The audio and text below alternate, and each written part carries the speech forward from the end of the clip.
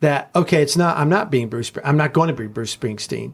It was a shock, when I was 38 or whatever, realized I'm not going to be Bruce Springsteen, which is depressing to say that, but Well, but maybe Bruce Almighty. But through it, God is sovereign. God is leading. And so the question is, do you trust God? Welcome to the School of Laughs podcast, brought to you by schooloflaughs.com. Whether you're an aspiring comedian, a part-time pro, or a speaker who wants to become funnier, this is the podcast for you. We'll break down tools, tips, and techniques to help you get bigger, better, and more bookable. And now, here's the show.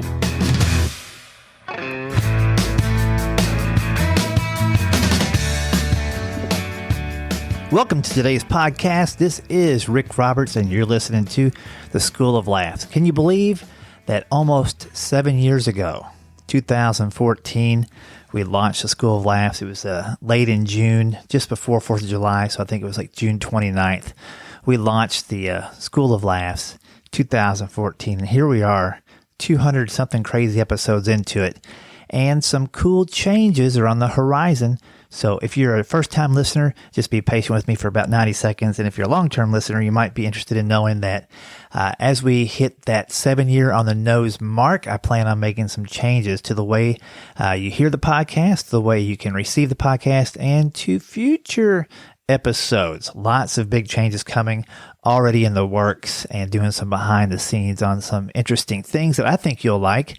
And I think will give you more information than you're getting now from the School of Laughs, but just in a different kind of way. 7 years. That's crazy, isn't it? I think that's a syndication run in TV. So we may have done our full run of the School of Laughs podcast as you know it, or maybe we're just getting started. That voice you heard at the beginning of the podcast is my good friend and office mate. That's right, I'm a comedian with an office. People think it's ridiculous, but it's a good place to get things done. That's Rick Altizer. Rick, I met many years ago. I've always appreciated his very frank honesty, his insights, but man, his skill level in the creative talent area is just off the charts. He can sing, he can play guitar, multiple instruments. He's produced a few of my songs before, helped me master a couple of my live CDs. He also has produced 3 movies, directed and produced 3 movies for Chonda Pierce, which you may know about. Unashamed was one of them. Enough, Laughing in the Dark. Those are all 3 that he put together, and he tells us how he learned how to do that. He produced a movie for Russ Taff called I Still Believe. All those were in theaters. He's also currently working on a movie for the Kendrick Brothers, who you might know from War Room, Courageous, and Fireproof. And this new movie is called Show Me the Father. So he's got his hands on a lot of different projects. And as successful as that sounds, he's going to open up telling about his failures, which I think is my favorite part about Rick, is he's very candid about how big things got for a second and then how they got smaller but actually bigger in the long run. So all that's coming up in just a second. I would like to thank today's Patreon supporter for the episode. It is John Smith. John, thanks for your long-term commitment to making the podcast happen. You've been there for quite a while. I'm just kind of looking at the screen here to see how long you've been with us, and it looks like since October 11th, 2019. So thanks for hanging in there and listening to the podcast. Hope you're still getting some good stuff out of it. If you'd like to learn how to support the podcast through Patreon, just go over to schooloflaughs.com/PATREON. Now let's get into this podcast with Rick Altizer. Welcome to the School of Laughs podcast. This is Rick Roberts, along with my guest today, Rick Altizer, who does the Rick Altizer Show. And we're going to do a thing today where I interview him, and he's going to be using this on his show, and I'll be using it on mine. It's amazing. We're just trying to be good stewards of our time. Yes. We can't make any more time. We can make more mistakes, more children, but we can't make more time. So I'm doing his show, he's doing my show, and we're killing 2 birds with 1 stone, and it's awesome. Right. And that bird is time. Well, this is for my audience. They heard Rick Altizer on an episode a while back where I had an episode called Examining Comedy, and he kind of asked me to explain how comedy works, how comedy writing works. So his voice may sound familiar, but I've wanted to get him back on for quite a while because Rick has been not only a good friend, but I've seen that he is a creative type in the true definition of the word. You're a musician, you're a jingle writer, You're a producer. You've produced nine CDs as a musician, right? You've helped me with projects that I've had. And more recently, you've been a film producer, which is super intense. And so today I'd like to kind of walk through film director. And a producer, but yes. And we can talk about the differences between the two as well, because they do overlap a little bit, those roles. But I kind of want to walk through where you are today, but I want to start kind of back at the beginning to see what got you to this point. So if you don't mind, tell me about early Rick Altizer. You're right around your teenage years, somewhere around there. What do those days look like? What were you interested in? I wanted to be a rock star or a preacher. Right. And I remember exactly where I was. I was sitting at a table somewhere at someone's home having dinner. And they said, well, so Rick, what do you want to do? I said, well, I want to be either a rock star or a preacher. And they said to me, well, why don't you do both? And it just stopped and it hit me. I went, I never thought of that. I never had connected, because back in those days, Christian music hadn't really evolved into what it is now. And so the thought, wow, a rock star preacher. So I never, so my thing, I wanted to be Bruce Springsteen. I always thought I was going to be Bruce Springsteen. I had Bob Dylan's manager was my manager. And how did that come about? Like, what was? I was in a band in L.A. I was living in L.A. and I was in a band, and we were in the Best of L.A. contest. They're looking for the best band in L.A. and our band won. We won, and I was, front page in the paper. I had a big spread on us, Best of L.A. And so I just called Bob Dylan's management company. And I called at a time when the guy, his assistant, who never answers the phone ever, just was there and just picked up the phone. And I told him, hi, I'm just blah, blah, blah. I just won the Best of LA contest. I can't get noticed. It's such a hard road to climb. If I just sent you a tape, would you listen to it? And he later tells me they never listened to unsolicited material ever. But he said, you just seem like a nice guy. And I just said, yeah. So this is a crazy story. I've never shared this story. So I'm so glad I get to tell this story. I've been interested in this story. So I sent him a tape and I sent him a little brochure I put together and a picture of the band. And they called me and said, yeah, we'd like for you to come in. Could you meet with us? So sure. So I go in and I walk in and the first thing I see is an original Escher painter, the guy who... Oh, yeah, MC Escher. You're going upstairs one way, and it looks like it's going up or down. You can't tell which direction. Right. So he managed Bob Dylan, Neil Young, Joni Mitchell, Rick Ocasek of the Cars, Tom Petty. So he used to own Asylum Records with David Geffen. So, this guy was... Totally legit. Yeah. And so I'm with his assistant, Jeff Kramer was his name, who still manages Bob Dylan. And so Jeff, I walk into his office and I'm just sitting there going, wow. And so they sit me down. They say, this is the truth. I promise I'm not making this up. And I felt weird sharing it, but this is what they told me. They Tell me. We think you're a musical genius and we can't believe you don't have a record deal. We've had 5 offers for you already. Urbazoff has offered $500,000 and, we're going to do this.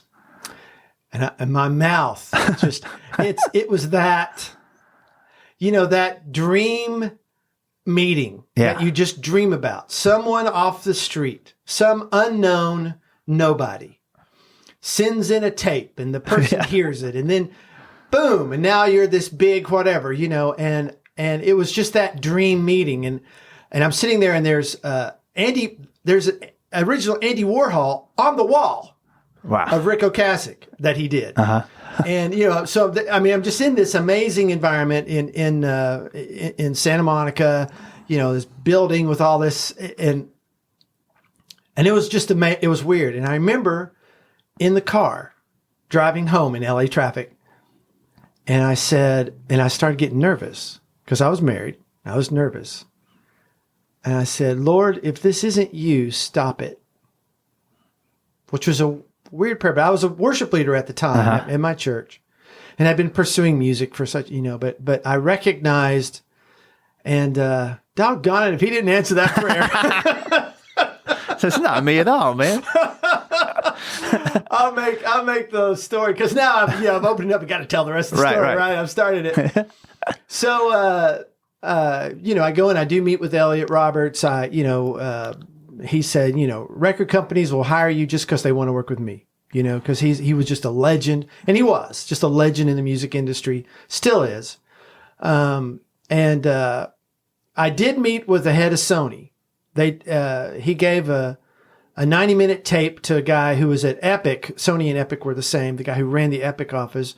He said he listened to, which was like almost 2.5 albums, 3 albums of material. Back in those days, you would send like 3 songs, but he gave him a full 90-minute tape. And the guy said he listened to it all the way on the plane from LA to New York.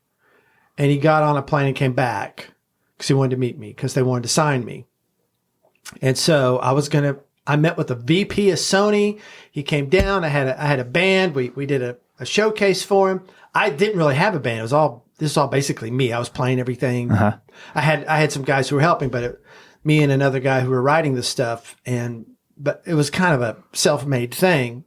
And so I was trying to make it look like it was a band. They were looking for a band. I didn't know. I was young and stupid. It would have been better if he'd come and I just took a guitar and sang, my songs. But instead, I got this heavy metal guitarist and this drummer who is this amazing drummer, but really, really loud. Right. And came and just blew them away. And it was this whole other sound. It was this big, loud rock sound that wasn't what they heard. And they decided to pass, which I don't think Elliot Roberts was used to people passing. And after they passed, I couldn't get them to return a phone call for 2 months. No one called me back. I later heard my sister had a friend who was also an artist there. And he said he heard them have a fight over me because the assistant was leaving to take Bob Dylan. And they had an argument over who was going to take me. And this is what someone told my sister. I didn't hear it, but this is what she told me, that someone had told her. And they said, well, this is stupid. Let's don't fight over it. Let's just neither of us take him. Oh, man. So I finally called back and got somebody else on the phone there I think it was 3 months later, after not hearing from anybody. And I said, well, what about the $500,000 deal from Irv Azoff? What about the 5 offers that, And he said, yeah, that wasn't true. Oh, man. I said, why would he tell me that? He says, I don't know, but that none of that's not true. None of that happened. So why would he tell some nobody kid off the street that? Yeah. Why give him more hope? I mean, just walking in there and having a meeting was fulfillment. Hey, we'd like you. Yeah. We'd love to work with you. Let's see what we can do. Right. Great, but we got 5 offers. Irv Azoff offered $500,000. And you're gonna be the next. Why would they do that? And I said to him, why would he lie to me? He goes, I don't know what to tell you.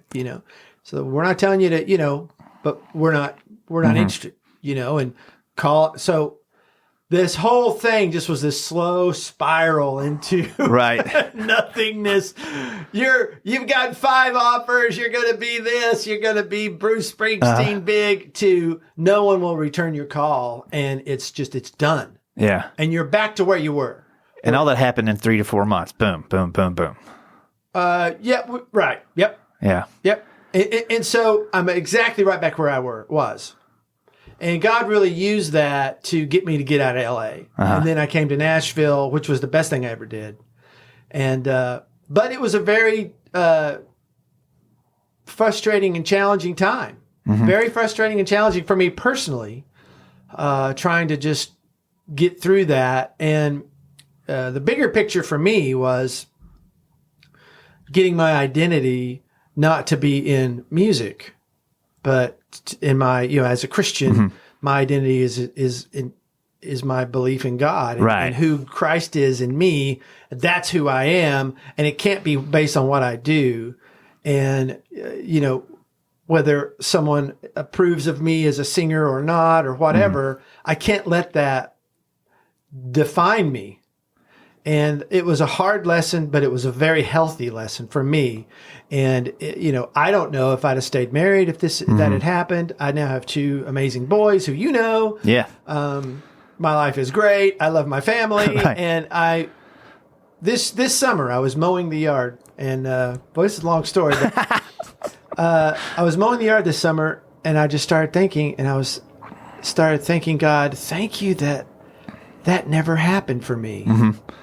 I would hate to have to go sing those songs. And, I don't know if I'd have made it or, Sure. or to have been struggling. You see these guys and they're hashing out the two popular songs they have, and they keep singing those songs over and over and over. And that's all they do is go from town to town to town to town. Right. Play the same 12 songs over and over and over for the next 40 years. It's like, wow, thank you, God, that I didn't do that. Yeah. I'm much happier doing what I'm doing now. And I got a great marriage and 33 years of marriage to my wife that I don't think I would have had that happen. So, And even in those times where you think this is terrible, God is still leading us, guiding us, sovereign over our lives in ways that we can't even imagine. And He's good. He's great. And he was extra good to you because you learned that lesson early, and it was a hard, quick lesson. And even though you're still realizing the results from it today, it was earlier enough in your life where you could get the course corrected. The comedy and comedians and musicians are very similar in the sense that you try to build this thing, and then you feel you got to go promote this thing and be the biggest thing. And then even for Christian artists, I believe, and Christian comedians, sometimes they have to talk themselves into, I've got to focus on me, because if I get a bigger platform, then I can share God to more people. Right. And it can be a very distracting goal to get your thing going bigger. Whenever you get God's thing going bigger, you'll benefit. Don't worry about it, But when you try to make yourself the focus of everything, and all the goals are there, and all the pressure and all the time, you're not serving God. You're serving yourself. God can work with you on any project you've got. You know what I mean? So, for comics that are listening, musicians, some of your listeners to your show, there are times where it's easy to convince yourself that you're doing God's work when you're really trying to say, I'm doing good work, and I'll share God's message when I get a bigger platform. God can use any platform.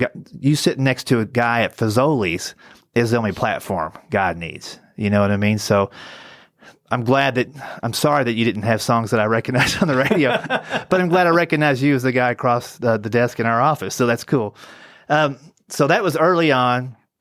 You said you moved to Nashville. Now, was part of that move family related? Like you had family here, or your wife did, or was that move, I still want to be around the industry, but maybe not? It was a music decision. I was a staff writer for Warner Brothers in LA. And I knew Nashville was a music town, so let's get my wife. We're just starting a family. Let's get to Nashville. I was born in Knoxville, so this is kind of my home. I knew Nashville had a lot of publishing here, and so I'll go to Nashville and I'll just be a writer or see what happens. I don't know. I came out here, and God really said, I want you to just lay this down. And so it was, okay, God, here's Isaac. I'm putting him on the table. And then he says, okay, now put the knife in. And I looked up and I said, you were supposed to stop me. Wait a minute, God. I thought you were going to stop me. He says, no, you put it in. Yeah. And so that was very hard. And we're talking a 2-3 year period here of completely dying to this. My whole life was defined on this very ambitious, working hard, very focused. At that point, I had 5 albums. I mean, I had 5 albums. If I'd have gotten a deal, I was good. I was good to go for a while. I had a good solid 5 good albums of material. Easy. So, I mean, I had a wealth of stuff that was ready to rock if that would have worked. And it just die. And so that was so hard. And then I started writing songs because I recognized if I didn't continue creating and writing, I would get depressed. So I wrote songs. Every Tuesday night was music night. My wife would let me do that. I'd go downstairs and do music night. And I wrote songs just for God. And I didn't play them for anybody. I didn't let anybody hear them. And it was just, all the songs were just for me and God. And it was a way for me to keep doing the gifting he'd given me, but helping me just kind of work through this. And then about 2 years after that, I felt released to go ahead and play some of the songs live. So I played them live one night, and there's a guy going, have you got a record deal? No. And he goes, well, you need one. I go, yeah, okay, whatever. And I said to my wife, what's going to happen is they're going to sign me, then the record company, they're going to go out of business. That's what's going to happen. Right. So he comes in, he wants to sign me, and then they go out of business. And they got bought out by this other company called KMG Records, which was here in Nashville. Buddy Killen label. Buddy Killen Circle. He owned Tree Publishing, big music legend here in Nashville. Wanted to have his own record company like his friend Mike Curb. So they brought me in to fire me. Right. And so I had said, well, here's all these songs I have that I've been writing to the Lord. I'll let you hear them if you want to hear them. I had at that time, it was a DAT tape of about 60 minutes and the president of the label was a guy named Kent Songer, who you know. Yep. And he listened to him that night, listened to the whole tape, and called me back the next day and said, "You're our first artist. We can't go wrong with you." He said the critics will love you, and you're a great way to start our label. So they signed me to a record deal, and I said to him, I hope you don't mind me going through all this. No, that's what I want to know. I said to him, I will sign with you on two conditions. I was okay. What? I said, one, I'll never do Christian fluff. Mm-hmm. And two, you have nothing I need. As long as we're clear on that, we're good. Yeah. And he goes, well, okay. That's two crazy conditions. But I needed to tell him that I don't need this. Mm-hmm. I don't need your record deal. I'm not going to do that again. And I'm not going to do Christian fluff.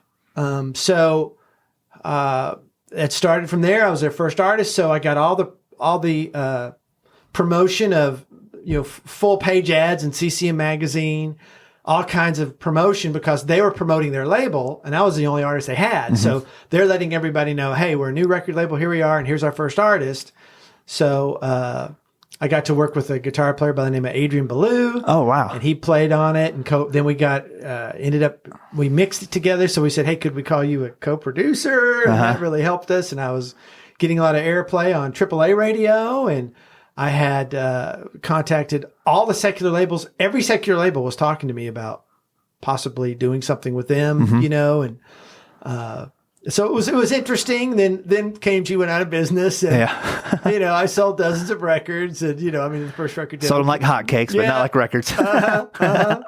It did okay. Then the record label went out of business, and did some stuff, made a few records, went to Holland, was kind of a medium-sized artist in Holland, and got recognized in the mall. Hey, you Rick Altizer, can I have your autograph? And the band looks at me, you are such a rock star.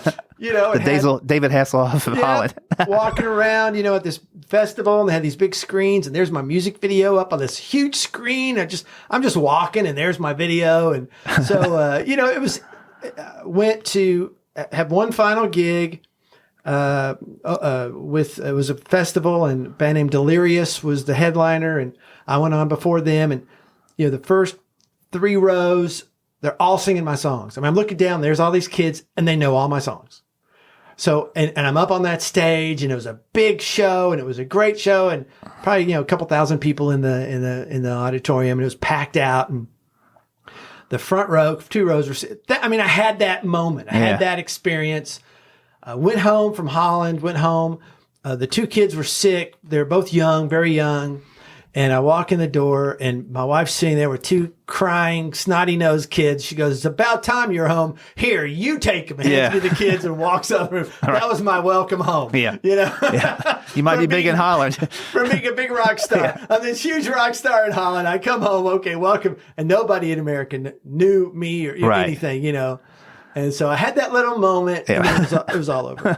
The label was done. It was over. It was done. Well, that's incredible, man. But at least you had that moment as far as not only memories, but good stories as well, and life lessons. There's a million life lessons in that little nugget right there for sure. Now, thanks for letting me share all this, my kind of my story of how I got out of music. Well, I think it's a good backstory because where we'll go in the second part is what you're doing today, which, as you know, at this stage of the game, everything you've talked to us about now has prepared you for what you're doing lately, which I hope is the track you stay on for a while because you're creating some really great stuff. Hey, just jumping into the middle of my own podcast here to let you know I've got a new beginners stand-up comedy level 1 writing class coming up. It's going to be on Thursdays, April 29th, May 6th, and 13th. So this is the last time you can hear a podcast about it before it starts. So if you're thinking about it, make a note, shoot me an email, schooloflaughs@gmail.com, or just go to the website and click next classes. You should see the link right there to the virtual stand-up comedy level 1 writing class. It's a lot of fun. This is for newer comics or comics who've been at it for a while and haven't seen the results they want, or maybe you're a speaker, teacher, trainer, or preacher and you're out there delivering a message, but you'd like to punch it up the way stand-up comics do. And I'm going to teach you how to do that in these 3 sessions. You'll have some homework, you'll learn how to edit like a ninja, and find places to look for humor and all kinds of other great stuff. So if you want to learn more about that, go to the schooloflaughs.com website. You can click the next classes, like I say, click that link and you can go ahead and sign up right away on that link if you'd like to. If you're not sure you want me to hold you a spot, shoot me an email, schooloflaughs@gmail.com. This is for first-time students only, so if you've taken the class before, just due to the nature of the online beast, I'm going to kind of keep this for first-timers only. We'll have some other classes down the road here pretty soon for those that have taken some priorly. Priorly? Prior to. Priorly. Before? I don't know what you say. I just got my second shot today. And you know what? Actually, no side effects yet, so we'll see what happens. But let's get back in this podcast here with Rick Altizer. Hey, this is Rick Roberts. You're listening to School of Laughs podcast. I'm back for part 2 with Rick Altizer, the host of The Rick Altizer Show and the director of many of your faith-based films that you see at the theaters today. Rick, we just had our first little segment a minute ago. Learned a little bit about your backstory, which, like comedians, we have lots of ups and downs, lots of false starts maybe, or even complete career arcs that happen in 3 or 4 months sometimes, and then we're like right back to square one. And with age, you start to realize that these aren't wasted years, months, times. These are moments where you can go back and look at specific intersections in your life. You know, one of my things I keep thinking of is like an aha moment is the intersection of either confusion and clarity, or maybe necessity and provision, perhaps. But there are those little pivotal moments where you have to say no to something and yes to something else to start over in a way. So yeah, I've known you. I was trying to figure out the first year I met you was probably 2008 or 9 when I was doing some things, maybe some shows at your church at the time. And at that time, you know, you had done all the music stuff. I didn't know about any of that. I knew you as a guy who could help with audio and video. Now, the audio obviously comes from your background, you know, doing your CDs and those things. When did you start doing some video work? Well, the pivotal moment for me was meeting when the record label folded. Mm-hmm. The president of that label was Kent Songer, who's been on my show, and we decided to partner up.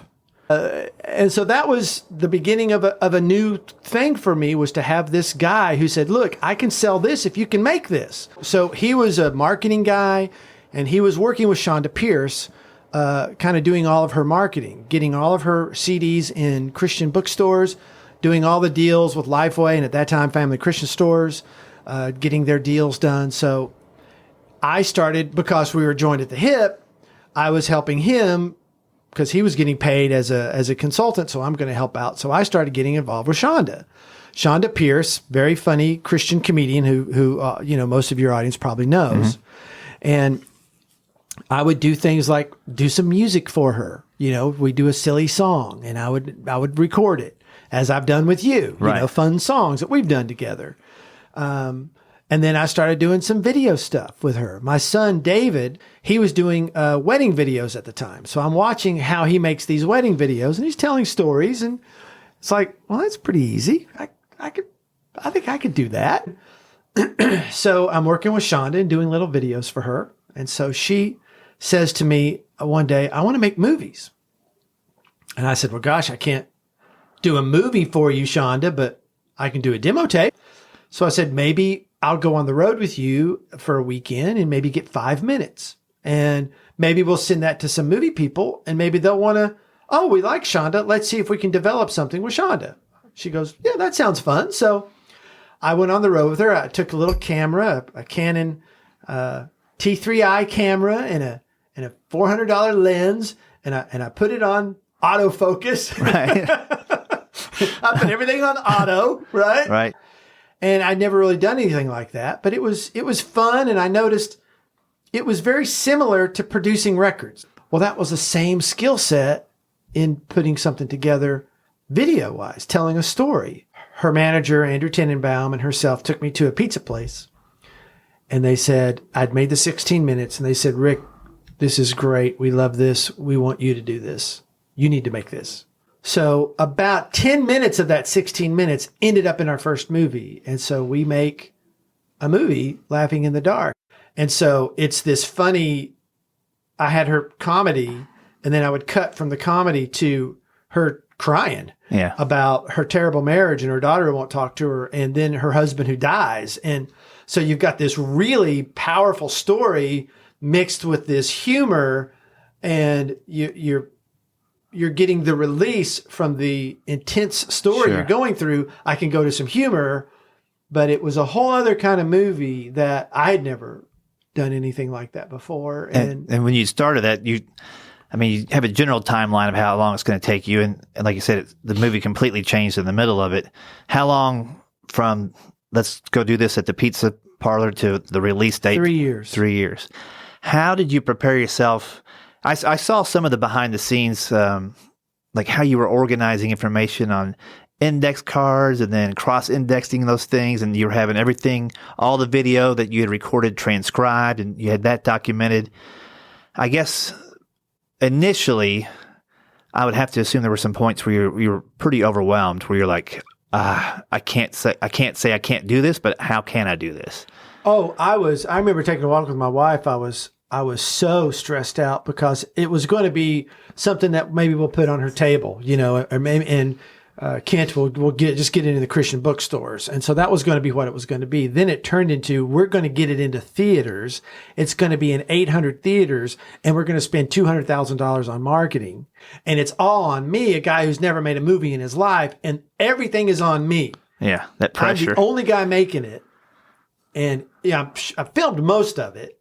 And now I've got to edit it and put it together. And the pressure was so overwhelming. Because it was like, I hope I don't screw this up. What if I make up something that's terrible? Mm-hmm. What if I really mess this up?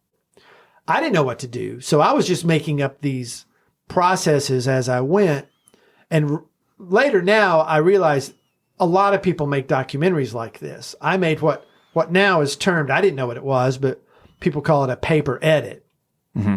I didn't know what it was, but I got everything transcribed, went through all the transcriptions, highlighted what I wanted to keep, then took all the highlights, put it in another, collection, went through that and did a second highlight, then took all my highlights and put them on 4x6 index cards, then made a big box of index cards, and then started moving index cards around until I came up with a movie, a storyline that I liked.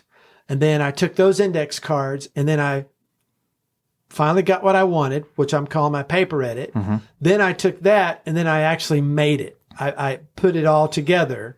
What's now I know is called the radio edit, which is we're just going to hear the audio and just putting it together, and then we'll cut it up later.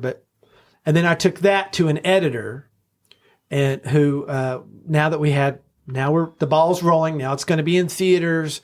So we hired an editor, and I showed him what I did, and he goes, Rick, they have usually like teams of like 20 people do what you did here. Yeah. You know that, right? I go, no. Yeah. The only thing you farmed out was somebody transcribing it. That was it. Everything else, you were highlighting. Because I saw you in here, man. Filming, It was like a beautiful mind. Like, here's a guy I just need index cards, some tape, and a wall, and I'm going to figure this story out. I think this is important for our comedians that are listening. It would be our natural tendency to start editing video immediately.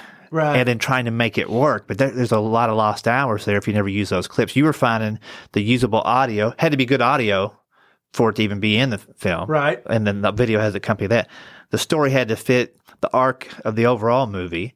I'm sure you'd have times where you had like 10 different index cards all saying the same thing, basically, proving the same point. But you're like, okay, which one proves it the best? And then you had to look at the intricacies the nuances of each of those clips.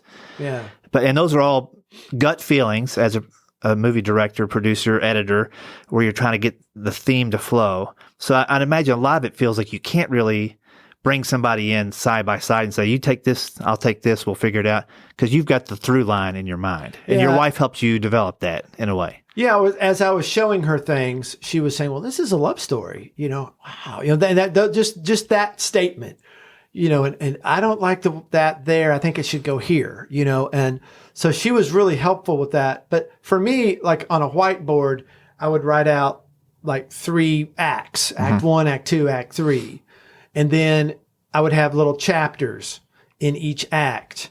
As a comedian, or any kind of writer, you've got a beginning, a middle, and an end. And you've got a story you want to tell. And you might have certain jokes that work here, certain jokes that work there, and you kind of want a storyline through the whole thing, which I think is so much better than just getting up and telling some jokes. You've seen it before, and you know who they are. The top of the game, there's a meaning in all why they put this joke here and why they put it there, and there's an arc to the whole thing. And at the end of the night, you've got this cohesive, amazing, and it all comes together, and it's great, it's funny, but it's also more than that. Sure. It's bigger than that. Yeah. When comedy or movie, any story, song is done correctly, you're taken on a journey. You've got some setbacks. You got moments of hope. Then you got a double setback. Then you've got a new character enters that helps solve you some problems. And then all of a sudden that character gets killed off. Like there's so many different things that happen. You know what I mean? Let me ask you this. So you're creating this flow chart, mind map kind of outline for your movie. I'm guessing there were probably some parts where you're like, oh, boy, it'd be great to have some video that took me from this point to this point, but I don't have it.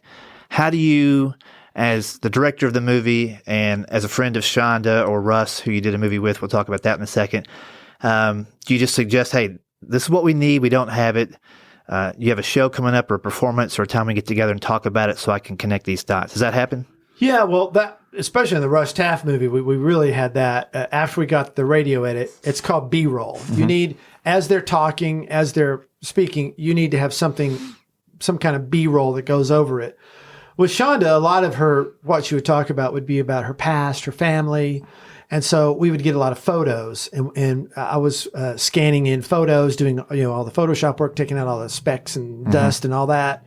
And we would overlay photos or videos. I would have to go collect videos, old videotapes, VHS tapes, transferring them in. She's talking about being Minnie Pearl at Opryland. Well, I had her on stage as Minnie Pearl at Opryland. So as she's talking about that, so knowing what I need, what I have, that's always part of the editing process, is finding that B-roll to go over it. And with Russ, we actually had to go and shoot some. We were 3 weeks into the edit, and I had to go film it. But that's part of what makes it. You get the radio edit, which they're just sitting there talking. Your story is there, everything's there, but they're just people sitting talking, looking into the camera, and it's just boring. Okay, I got to have something. I got to show something here. I don't just want to show Russ talking. And a lot of times, Russ would think it would say something, then there'd be a pause. Then he would say something, then it'd be a pause. And so I had to cut all that to tighten him up. Right. So I would need to cover that with something, because you just don't want to see him jumping around. It's called a jump cut. You don't. So that would be the B-roll for that. Now with Chonda on her comedy, what was so great was I filmed her show, let's say 7 different times. I had 7 versions of her show. I didn't have multi-camera shoot because it was just me. So I had one camera in the back of the thing filming her, just a straight shot. That's all I had of each show. So what I could do was I could take the same joke that she told 7 times and I could cut it. I would want to tighten up her jokes a little bit. Well, in Paducah, she said this line real good, but the punchline in Ohio was great. Right. And the middle section in Dallas was better. So I could take from the 7 different shows, I could take one joke and I could show it 7 different ways. She's telling the same joke. So as an editor, I could make it faster. I could tighten it up. I could give the best punchline, the best delivery, and it made it look like it was this big, huge thing. It's like, here she is in Dallas. Now here she is in Ohio. Now here she is in, Indiana. And so the one joke is told from 7 different locations. That's only because I didn't have multiple cameras. Right. See, when you tighten up on a live show, I've got a straight on shot, and then I need to cut that section because there's a break or it's not as funny. And so you would cut to a side shot, right? And you're actually cutting stuff out, but I'm using different cameras. Well, I couldn't do that on the first movie. I didn't have multiple cameras. Right. I had to go to a different night. I had to actually go to a different show. But it worked great because it made it look like it was a bigger budget because we got 7 different shows in one night. Sure. Makes it look like she's all over the world. Well, it tells a little mini story inside there without saying anything extra. Which I thought really worked real well. Then that coupled with this amazing story to go with it that was really intense. And again, not knowing what I was doing, it just happened. Yeah. Well, it's funny. Like the movies they're super moving, and you often wonder, had I known a lot more, it would have turned out differently. Would it turn out better, worse? May have been a little bit quicker. Who knows? I'm assuming your second and third movies with your systems in place now, even though it is a grueling task to put everything together, you know what you're doing. You're not worrying about that part anymore. I just want to just kind of leave it that you see these things in life that were it seemed like so many disappointments. I had so many things that I thought, I'm there. Oh, I'm not there. Oh, I'm there. I'm not there. And I mean, that just happened over and over and over again. But God uses everything. Mm-hmm. And I see now how all that was preparation for what I'm doing now. And in your own life as a comedian or as a recording artist or as a filmmaker, you have these moments of disappointment and you look at yourself and you go, this isn't where I want to be. This isn't what I want to do with my career. I'm not happy. I'm depressed. I go through, you go through depression.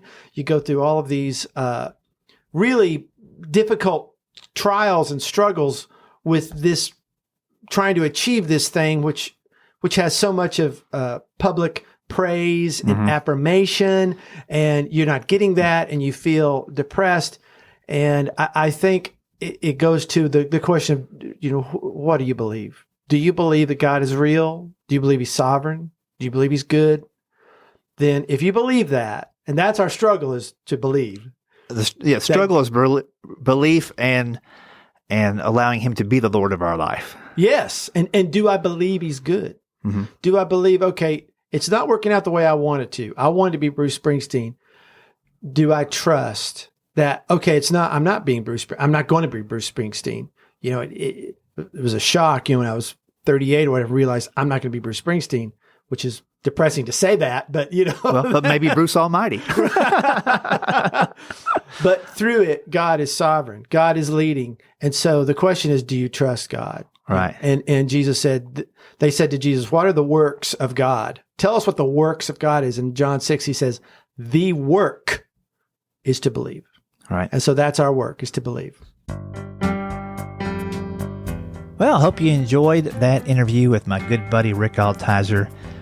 Man, I miss kind of hanging out. We've been kind of separate in the office during the pandemic. Haven't got to hang out as much as we normally do, but that's all going to change here pretty soon. So looking forward to getting back in there and doing some work around Rick. His energy and his creativity rubs off, and he also is inspiring. So I hope you learned something in that episode. If you want to learn more about Rick Altizer, it's rickaltizer.com. He spells his name correctly, RICKALTIZER.com. And you may have heard him on a previous podcast, episode 119, where he kind of wanted to learn about stand-up comedy before he was doing some of this movie stuff. And that episode is called Stand-Up Comedy Examined. And I really like that episode. It digs into the formulation of different jokes and what makes them funny. So I would actually really recommend that. If you're thinking about taking the writing class but not sure, this will give you a little insight onto how I look at comedy and go about writing it. So check that out. Episode 119, Stand-Up Comedy Examined, more with my buddy Rick Altizer. All right, thanks again to John Smith for sponsoring this episode. Don't forget about the class coming up April 29, May 6th, and 13th. You can log on to schooloflaughs.com and learn all about that, and dig into the archives of the podcast with the search tool and learn about all the previous episodes. Type in the topic of your choice and you'll find a podcast on it. And if you don't, shoot me an email and we'll do one. All right. You guys take care. God bless and have a great afternoon, evening, morning, jog, swim, whatever you're doing. Take care. Stay safe. Stay funny. Welcome to the School of Laughs podcast, brought to you by schooloflaughs.com. Whether you're an aspiring comedian, a part-time pro, or a speaker who wants to become funnier, this is the podcast for you. We'll break down tools, tips, and techniques to help you get bigger, better, and more bookable. And now, here's the show.